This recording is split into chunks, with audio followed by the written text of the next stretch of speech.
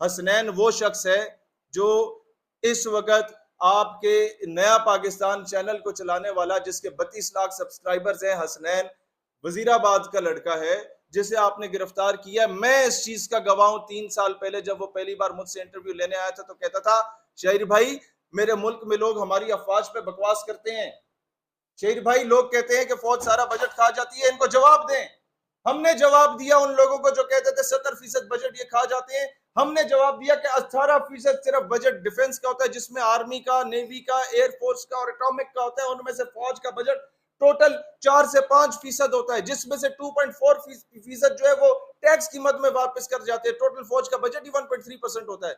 फौज को दिफा करने में जितना किरदार इसने अदा किया था, जिसे आज उठाया गया एफआईए की जानिब से, इतना शायद ही किसी और इलेक्ट्रॉनिक मीडिया के लोगों ने किया हो।